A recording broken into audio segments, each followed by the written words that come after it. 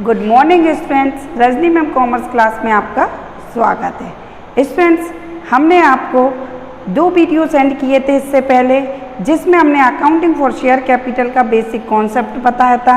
इसके बाद में हमने आपको सेकंड बताया था issue of share capital for cash. ठीक है ना स्टूडेंट्स, कि आप जब शेयर्स को इशू करते हो फॉर कैश में तो आपको कैसे जनरल एंट्री प्रिपेयर की जाती है स्टूडेंट। तो हमने आपको बताया था, थोड़ा सा हम पुराना रिवाइज करते हैं, उसके बाद फटाफट स्टार्ट करते हैं अपने नेक्स्ट क्वेश्चन की तरफ। तो स्टूडेंट्स, हमने आपको बताया था कि एक होती है हमारी कंडीशन लंप सम और सेकंड कंडीशन होती है स्टूडेंट्स हमारी इंस्टॉलमेंट।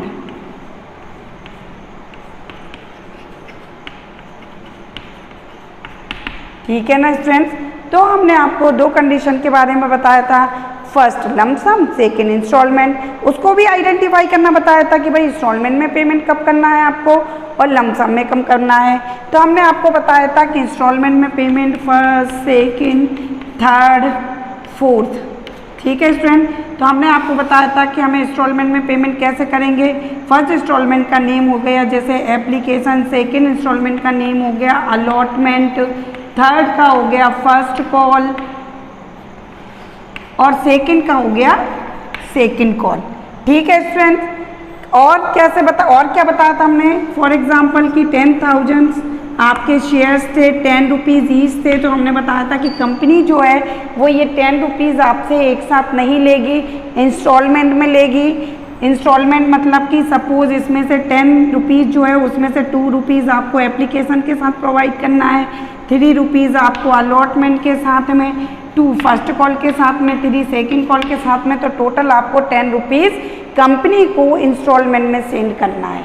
ठीक है, और ये इंस्टॉलमेंट से रिलेटेड हमने आपको जनरल एंट्री भी प्रिपेयर करके बताई थी कि हम इसकी जनरल एंट्री कैसे बनाएंगे। और हमने आपसे ये भी कहा था कि अगर आप ये जनरल एंट्री को अच्छे से लर्न कर लेते हो, समझ लेते हो, तो आपके पास शेयर कैपिटल जो चैप्टर है उसको करने में आपको कोई भी प्रॉब्लम नहीं आने वाली है। ठीक है, अब इसके बाद हमने आपको बताया था स्टूडेंट की लंप सम। लंप सम में आपको बताया था कि पूरा का पूरा पैसा कंपनी को एक साथ पेमेंट करना है आपको। 10,000 आपके शेयर्स हैं, 10 रुपीज़ ईच है। तो ये 10 रुपीज़ जैसे यहाँ पे इंस्टॉलमेंट में कंपनी ले रही है, अब ऐसे इंस्टॉलमेंट में आपसे पेमेंट नहीं लेगी। वो कैसे पेमेंट लेगी आपसे, full amount receive in lump sum, कि आप इसका हमारा अमाउंट बन रहा है 1 लाख रुपीज़ का, तो आप पूरा का पूरा पैसा हमें एक साथ पेमेंट कर दीजिए। ये होता है लंप सम। तो हमने आपको ये भी बताया था स्टूडेंट कि जो लंप सम जो पोर्शन, लंप सम के जो क्वेश्चन होते हैं एमपी बोर्ड में मोस्ट IMP होते हैं, एक क्वेश्चन इसमें से आता ही है। ठीक है स्टूडेंट्स, तो लंप सम के बारे में भी हमने आपको कल जनरल एंट्री प्रिपेयर करना बताई थी और इंस्टॉलमेंट के बारे में भी बताई थी। ठीक है ना, जब हम क्वेश्चन न्यूमेरिकल स्टार्ट करेंगे तो हमें इंस्टॉलमेंट से स्टार्ट होंगे हमारे क्वेश्चन, हमें इंस्टॉलमेंट की जनरल एंट्री प्रिपेयर करनी पड़ेगी, फिर बीच में हमें लंप सम भी आएगा, फिर क्वेश्चन थोड़े थोड़े चेंज होते जाएंगे, उसके अकॉर्डिंग हम वर्क करते जाएंगे। बट हमको ये जनरल एंट्री लर्न करना बहुत ज़रूरी है, क्योंकि जो भी चेंज होगा स्टूडेंट वो इन्हीं जनरल एंट्रीज के बीच में चेंज होगा। कोई प्रॉब्लम है यहाँ तक स्टूडेंट्स? नहीं होगी। क्यों? क्योंकि हमने लास्ट वीडियो में आपको पूरा डिटेल में समझा चुके हैं। लंप सम में भी आप जो भी एंट्री बनाने के लिए आएंगे, आप जैसे तुरंत क्वेश्चन समझ जाओगे। अगर आपके पास क्वेश्चन में application, allotment, first call, second call नहीं दी तो आप समझ जाओगे कि क्वेश्चन हमसे डिमांड कर रहा है लंप सम की, और फिर हम कैसे पेमेंट करेंगे, लंप सम पेमेंट करेंगे। ठीक है ना, दोनों एंट्री प्रिपेयर करना बताई थी हमने आपको स्टूडेंट्स। इसके अलावा हमने आपको बताया था कि जो शेयर्स होती हैं आपके वो कैसे इशू होते हैं। तो इशू ऑफ शेयर, तो 2 टाइप से इशू होते हैं, इशूड एट पार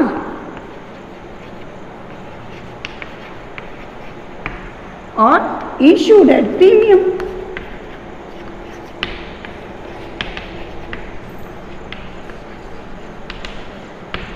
ठीक है students, issued at par issued at par का मतलब होता है कि अगर कंपनी ने अपने शेयर्स की वैल्यू 10 रुपीज़ रखी है, समझ रहे स्टूडेंट, अगर कंपनी ने अपने शेयर्स की वैल्यू 10 रुपीज़ रखी है तो वो आपसे 10 रुपीज़ का ही पेमेंट लेगी। इशूड एट पार का मतलब होता है, समझ गए, कि 10 रुपीज़ में वो आपसे ये नहीं कहेगी कि आप हमें 9 रुपीज़ पेड कीजिए या आप हमें 12 रुपीज़ पेड कीजिए।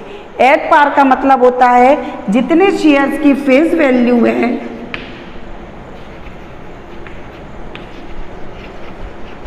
जितने शेयर्स की फेस वैल्यू है, चाहे वो 10 हो, 100 हो, 20 हो, 50 हो, वो आपसे यही पेमेंट लेगी। क्लियर है स्टूडेंट्स, इशूड एट पार का मीनिंग, ठीक है ना। और जब इशूड एट पार दिया रहता है और अगर आपसे कहें कि आप जनरल एंट्री प्रिपेयर कीजिए, application allotment first call second call आपको दिया हुआ है, तो आप फिर बस क्वेश्चन को करना स्टार्ट कर दोगे। सिंपल क्वेश्चन रहेगा, 2 एंट्रीज आप एप्लीकेशन की प्रिपेयर करेंगे, 2 अलॉटमेंट की, 2 फर्स्ट कॉल की, 2 सेकंड कॉल की, या क्वेश्चन में फर्स्ट एंड फाइनल एक साथ मांगते हैं तो फिर आप सेकंड कॉल की एंट्री प्रिपेयर नहीं करोगे, केवल किसकी एंट्री प्रिपेयर करोगे, first call and final call एक साथ प्रिपेयर कर दोगे। अगर आपसे थर्ड कॉल भी मांगते हैं तो आप सेकंड के बाद में थर्ड कॉल की भी एंट्री प्रिपेयर करोगे। ठीक है स्टूडेंट्स, तो बात समझ में आई। इशूड एट पार का मतलब है कि जो शेयर्स की फेस वैल्यू है 10 रुपीज़, 100 रुपीज़, 20, 50, जो भी कंपनी डिसाइड करेगी उससे वो आपसे ना एक्स्ट्रा मांगेगी ना कम मांगेगी। ठीक है, नेक्स्ट है आपका issued at premium. Issued at premium का मीनिंग होता है स्टूडेंट्स कि शेयर्स की वैल्यू, फेस वैल्यू है 10 रुपीज़ और कंपनी शेयर्स को इशू कर रही है 15 रुपीज़ पर, जो डिफरेंस वैल्यू है 5 रुपीज़, वो इशूड एट प्रीमियम कहलाता है। क्लियर स्टूडेंट्स, जब शेयर्स अपनी फेस वैल्यू से मोर वैल्यू पर इशू होती हैं तो जितनी मोर वैल्यू होती है वो कंडीशन कहलाती है प्रीमियम। ठीक है, पहले तो आपका कोर्स में डिस्काउंट भी था, परंतु अब कंपनी अपने शेयर्स को डिस्काउंट पर इशू नहीं कर सकती है, इसलिए सिलेबस में से आपका डिस्काउंट हट चुका है। और अगर करती भी है तो वो कंडीशन की अपनी रूल्स रेगुलेशन के अकॉर्डिंग करता है। फिलहाल हम अभी डिस्काउंट की कोई भी एंट्री प्रिपेयर नहीं करेंगे। तो क्लियर है स्टूडेंट्स, कितना हमने अभी आपको बताया कि share issue of shares 2 types of, issue at par, issued at premium. At par face value पर ही इशू होंगे, एट प्रीमियम फेस वैल्यू से मोर वैल्यू पर इशू होंगे, तो जितनी वैल्यू एक्स्ट्रा होगी ये प्रीमियम कहलाएगी। और स्टूडेंट्स, प्रीमियम की एंट्री हमने आपको एंट्री प्रिपेयर करना तो बताई है, अब इन्हीं एंट्री के बीच में जो नए नए क्वेश्चन आपके ऐड होते जाएंगे उसकी एडिशनल एंट्री इन्हीं क्वेश्चन के बीच में ऐड होती जाएगी। मोस्टली प्रीमियम हमसे बुक में क्वेश्चन में जहाँ पेड करने को कहें हम वहाँ पेड कर देंगे। अगर एप्लीकेशन में कहते हैं तो एप्लीकेशन में, अलॉटमेंट में, फर्स्ट कॉल में, सेकंड कॉल में, कहीं पे भी। ठीक है स्टूडेंट्स, लेकिन मोस्टली अगर कोई कंडीशन नहीं दी हमको पेड करने की तो हम अलॉटमेंट में ही पेड करते हैं। क्लियर हुआ students? So let's now we started our next question, question number 1। चलिए फटाफट स्टार्ट करते हैं।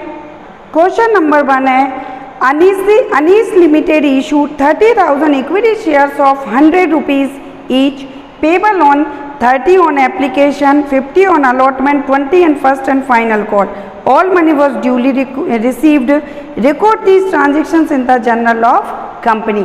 अब स्टूडेंट हमने यहाँ बताया था कि सबसे पहले तो आप क्वेश्चन को आइडेंटिफाई करना सीख जाओ। शिवलाल की बुक से क्वेश्चन नंबर 1, ठीक है ना।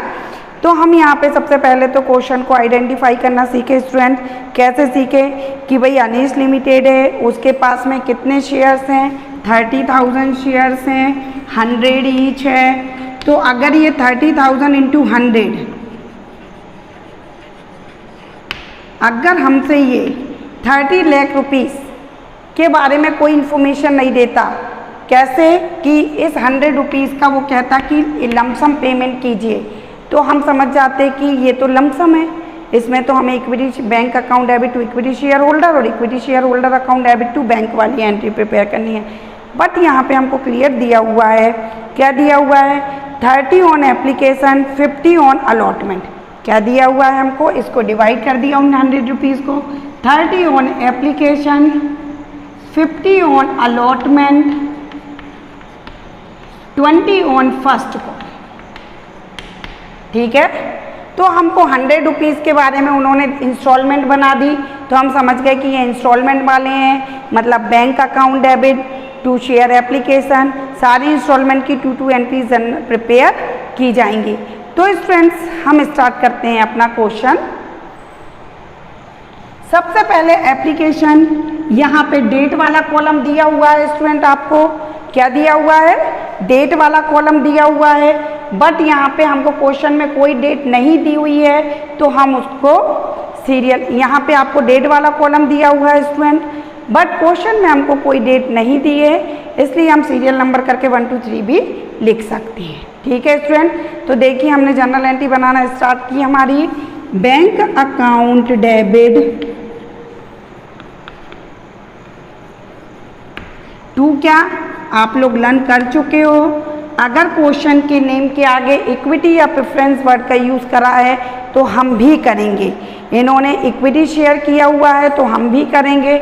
हमने क्या लिखा, bank account debit to equity share application account, application account. अब हमने इसकी नरेशन आप लोग सारा लर्न कर चुके हो, being share equity share application amount receive. ठीक है स्टूडेंट्स, अब हमने यहाँ पे देखा वर्किंग नोट तैयार कर रखा है कि 30,000 शेयर्स हैं और एप्लीकेशन 30 रुपीज़ की है, तो हमने यहाँ पे वैल्यू पुट की 30,000 इंटू 30 रुपीज़। ठीक है, तो टोटल स्टूडेंट, अब आप मल्टीप्लाई करने की बजाय जीरो को काउंट करा करो 4 and 5 0, तो तुरंत, क्योंकि आप लोग का पेपर लेंथी होता है तो आपके पास इतना टाइम नहीं होता है कि आप बैठ के मल्टीप्लाई करते रहो, तो आप शॉर्ट ट्रिक यूज़ करोगे। उसके लिए हमने फटाफट जीरो काउंट की, तो 5 0 हो गई, 3 3 सा कितना हो गया 9, तो टोटल 9 लाख हो गया। ये हो गया। अब सेकंड हमने बताई थी कि आप इसी को देख के लिख सकते हो, क्योंकि हर इंस्टॉलमेंट की 2 एंट्रीज होती हैं, तो इक्विटी शेयर यहाँ पे हम शॉर्ट में लिख रहे हैं, परंतु आप फुल लिखेंगे, equity share application account debit to equity share capital to equity share capital account. ठीक है स्टूडेंट, अब हम बीइंग क्या लिखेंगे, being equity share application amount transfer to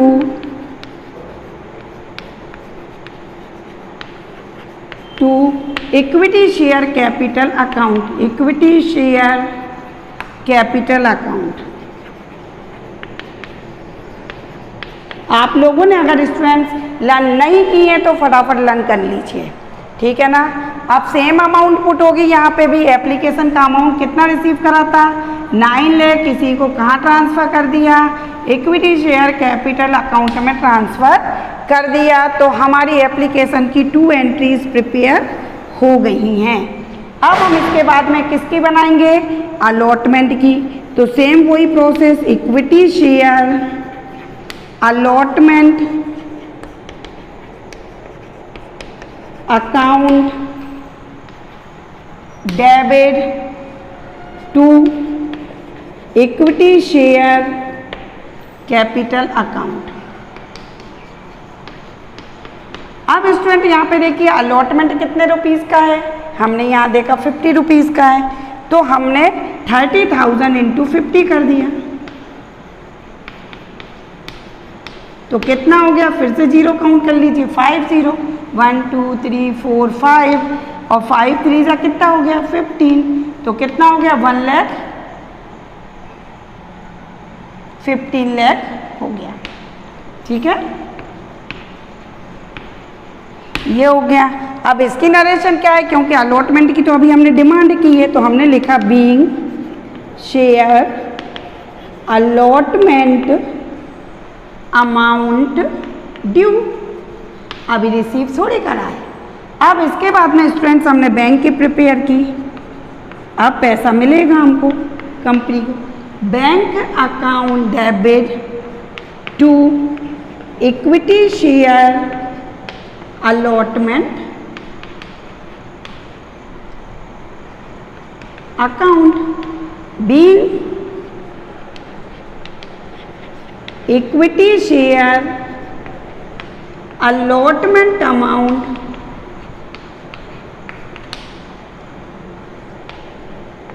receive, कितना अमाउंट रिसीव करा students? Same 115 lakh.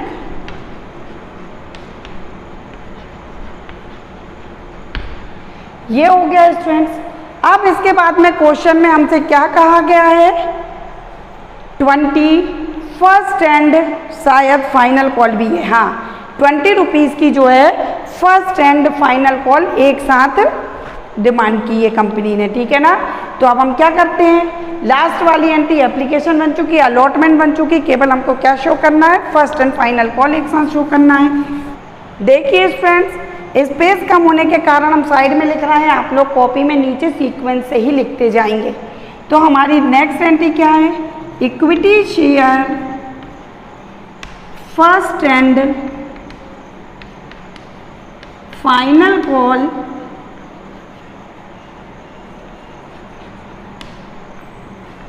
Account debit to क्या? To equity share capital account.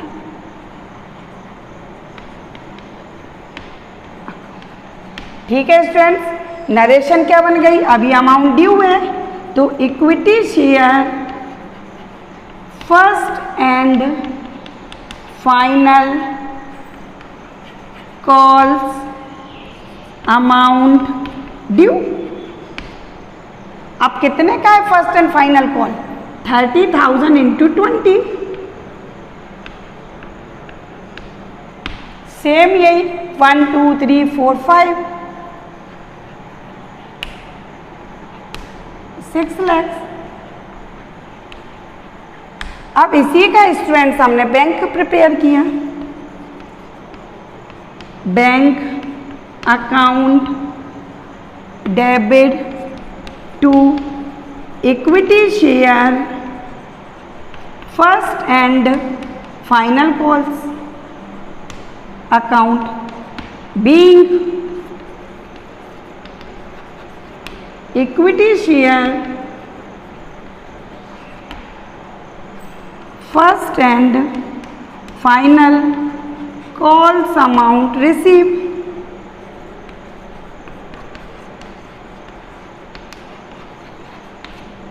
कितने का? 6 का।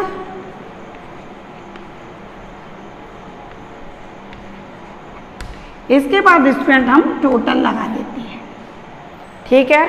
फॉर्मेट आपका वही रहता है, date particular, LF amount debit amount credit, ऊपर आप हेडिंग डालते हो journal entries in the book of, जैसे अभी अनीश लिमिटेड था तो हमने अनीश लिमिटेड लिख दिया, विकास लिमिटेड है तो आप विकास लिमिटेड लिख देंगे। ऐसे ही क्वेश्चन आप करते जाएंगे। तो ये था हमारा फर्स्ट क्वेश्चन शिवलाल की बुक से। इसमें आपको कोई प्रॉब्लम नहीं होनी चाहिए। क्यों नहीं होनी चाहिए? क्योंकि जनरल एंट्री आप पहले से लर्न कर चुके हैं, सिर्फ अमाउंट कैसे पुट करना है आपको ये हमने आपको शो कर दिया। अब हम स्टार्ट करते हैं स्टूडेंट क्वेश्चन नंबर 2, ठीक है। क्वेश्चन नंबर 2 है, the Adarsh control device limited was registered with the authorized capital of 3 lakhs divided into 30,000 equity shares of ₹100 each, which were offered to public। क्या है स्टूडेंट कि जो आदर्श control device है, last question जो था हमारा इससे पहले वाला, उसमें हमको डायरेक्ट आपके शेयर्स दिए हुए थे 30,000, पर यहाँ पे उन्होंने आपकी 3 लाख की कौन सी कैपिटल प्रोवाइड कर दी? ऑथराइज कैपिटल प्रोवाइड कर दी, ठीक है ना। तो हमने क्या बताया था कि जो हमारी जो कंपनी की कैपिटल होती है, जब उसको कंपनी स्मॉल पार्ट्स में डिवाइड कर देती है वही शेयर बन जाते हैं। तो उन्होंने क्या करा था कि जो उसकी ऑथराइज्ड कैपिटल थी 3 लाख की, उसको उसने 30,000 पार्ट्स बना दिए थे और वैल्यू रख दी थी 10 रुपीज़, ठीक है ना। तो ये 30,000 पार्ट्स के क्या कहलाने लगे थे, शेयर्स कहलाने लगे थे, और वैल्यू 10 रुपीज़ थी। तो वो कैसे डिमांड कर रहा था, 3 रुपीज़ वो मांग रहा था एप्लीकेशन पर, 4 अलॉटमेंट पर, और 3 फर्स्ट एंड फाइनल कॉल पर डिमांड कर रहा था। हमारा ये फर्स्ट क्वेश्चन जैसा ही है, सेकंड क्वेश्चन भी, सिर्फ इसमें चेंज क्या हुआ कि ऑथराइज कैपिटल दे दी उन्होंने, फिर उसको डिवाइड करके बताया कि इतने शेयर्स पब्लिक को इशू करे। तो जो शेयर्स पब्लिक को इशू करते हैं हम उसी से मल्टीप्लाई करते हैं, ठीक है स्टूडेंट्स। तो हमारी जनरल एंट्री तो हम आपको बता ही चुके हैं कि एक बार जैसे आप प्रिपेयर करने लगोगे वैसे ही करना है, जो भी चेंज होना है उन्हीं के बीच में होना है। तो देखिए हमने क्वेश्चन को रीड किया, the Adarsh control device limited registered with the authorise capital of 3 lakh divided into 30,000 of shares ₹10 each, ठीक है ना, which was offered to the public, amount payable as 3 on application, 4 per share allotment, 3 per share first and final call. These shares were fully subscribed and money was duly received. Prepare journal entries, ठीक है ना, and cash book. अब क्या कहा गया है कि पूरा जितना पैसा पब्लिक को इशू करा था पब्लिक ने पूरा खरीद लिया, पूरा पैसा रिसीव हो गया है, सिर्फ आपको जनरल एंट्री प्रिपेयर करनी है। इसके बाद में आपको कैश अकाउंट भी प्रिपेयर करना है। तो पहले स्टूडेंट हम जनरल एंट्री प्रिपेयर करते हैं। तो जनरल एंट्री तो हमारे लास्ट क्वेश्चन जैसी ही है कि bank account debit to share capital, share application to equity share capital, सिर्फ अमाउंट पुट करना है। तो अमाउंट जो पब्लिक को इशू करा है उसने 30,000, उसी से इंटू करना है। तो 30,000 इंटू एप्लीकेशन कितने की है, 3 की, तो हमारा टोटल कितना हो गया 90,000। सेम यही अमाउंट हम यहाँ पे पुट कर देंगे, ये हो गया। अब अलॉटमेंट कितने का है स्टूडेंट, 4 रुपीज़ का, तो हमने अलॉटमेंट भी 4 से दिया, तो 4 3 से कितना होता है 12, तो कितना हो गया 1,20,000, 1,20,000। सेम ऐसे इसके बैंक में भी हमको यही लिखना है 1,20,000, 1,20,000। ये हमारा प्रिपेयर हो गया। इसके बाद में उस लास्ट क्वेश्चन जैसे ही फर्स्ट एंड फाइनल कॉल एक साथ में दी हुई है, तो हमने first and final call 30,000 into कितने की है 3 रुपीज़ की, इंटू 3, तो कितना हो गया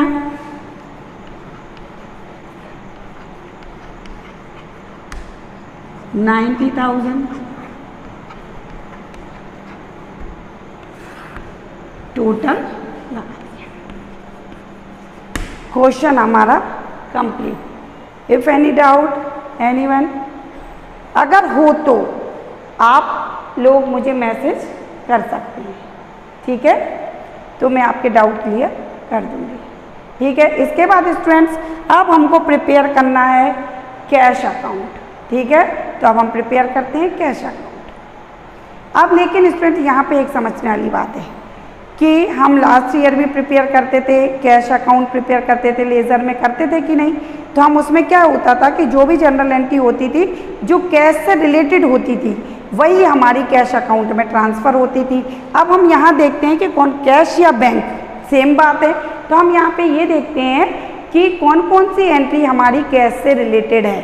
तो ये तो बैंक या कैश, तो मतलब फर्स्ट एंट्री हमारी रिलेटेड है। फिर हमने सेकंड तो रिलेटेड ही नहीं है, कहीं पे भी बैंक और कैश वर्ड यूज़ नहीं है, तो मतलब सेकंड एंट्री नहीं है हमारी। कौन सी रिलेटेड है, फर्स्ट एंट्री कैश से रिलेटेड है। फिर उसके बाद में हमने यहाँ देखा तो ये वाली एंट्री अलॉटमेंट की तो रिलेटेड नहीं है, लेकिन इसकी सेकंड एंट्री बैंक से रिलेटेड है। फिर हमने यहाँ पे भी देखा कि फर्स्ट एंट्री तो रिलेटेड नहीं है, लेकिन इसकी सेकंड एंट्री जो है वो बैंक से रिलेटेड है। और हमको कैश या बैंक अकाउंट में क्या ले जाना पड़ता है, जो एंट्री बैंक से रिलेटेड होती है। फॉर्मेट क्या होता है, वही होता है पर्टिकुलर अमाउंट, पर्टिकुलर अमाउंट। देखिए हम कैसे प्रिपेयर करते हैं कैश अकाउंट। हमने आपसे अभी कहा कि हम कैश अकाउंट प्रिपेयर करेंगे, ठीक है ना, कैश या बैंक अकाउंट। तो हमने ये कैश या बैंक अकाउंट हेडिंग डाली, पर्टिकुलर अमाउंट, पर्टिकुलर अमाउंट। ये लिखा हमने इस फॉर्मेट में। अब स्टूडेंट्स हमने अभी आपको बताया था कि जो जो एंट्री हमारी कैश से रिलेटेड होगी या बैंक से वही ट्रांसफ़र होगी। तो हमने आपको बताया था कि फर्स्ट एंट्री में bank account debit to equity share application. चूँकि हम बैंक अकाउंट प्रिपेयर कर रहे हैं इसलिए ये वाली लाइन तो हम लिखेंगे नहीं, तो उसके अपोजिट में क्या है, टू इक्विटी शेयर एप्लीकेशन। और आप जानते हो कि इस पोर्शन को हम टू बोलते हैं, इस पोर्शन को हम बाय बोलते हैं। तो टू क्या लिख दें हम, समझना student, bank account debit to equity share application क्या है,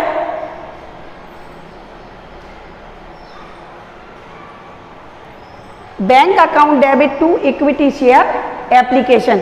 तो हमको बैंक, क्योंकि हम बैंक ही अकाउंट बना रहे हैं तो बैंक वाली लाइन को हम नहीं लिखेंगे, उसके अपोजिट वाली लाइन को लिखेंगे। तो उसके अपोजिट वाली लाइन है टू इक्विटी शेयर एप्लीकेशन।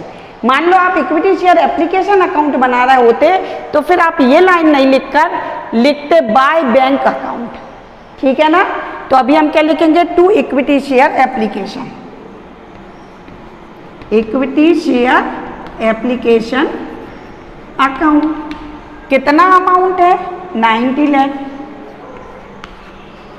इसके बाद में स्टूडेंट अलॉटमेंट हमने दिखाई थी, अलॉटमेंट में नहीं है। फिर हमने अलॉटमेंट का बैंक देखा था, तो बैंक अकाउंट बना रहा है तो ये लाइन तो हम लिखेंगे नहीं, तो क्या लिखेंगे, उसके अपोजिट वाली line to equity share allotment account.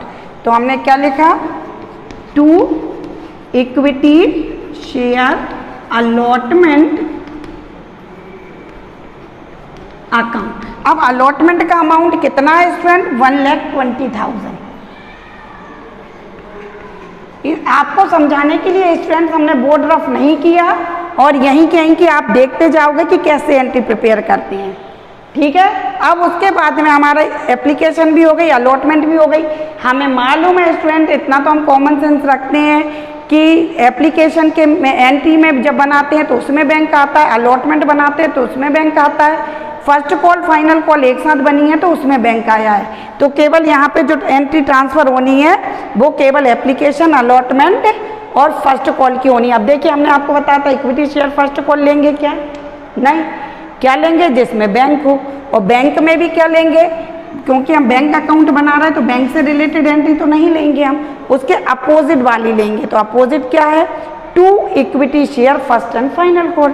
तो हमने ये लिख दिया, to equity share first and final call.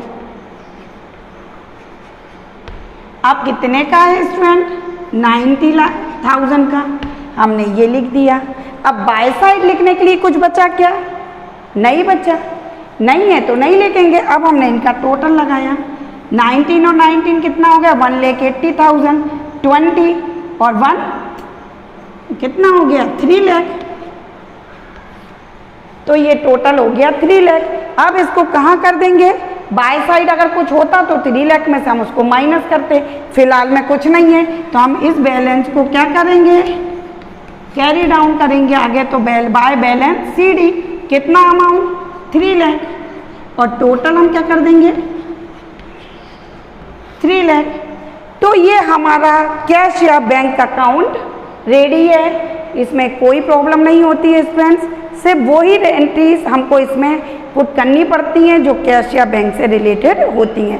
तो स्टूडेंट्स आज हमने शिवलाल की बुक से क्वेश्चन नंबर 1 और क्वेश्चन नंबर 2 प्रिपेयर किया, जिसमें हमें कैश अकाउंट भी प्रिपेयर करना था। अब हम आपको नेक्स्ट वीडियो में क्वेश्चन नंबर 3, 4 आगे सीक्वेंस से सेंड करते रहेंगे। जो भी डाउट हो आप पूछ सकते हैं मैसेज कर। Okay students, bye, have a nice day.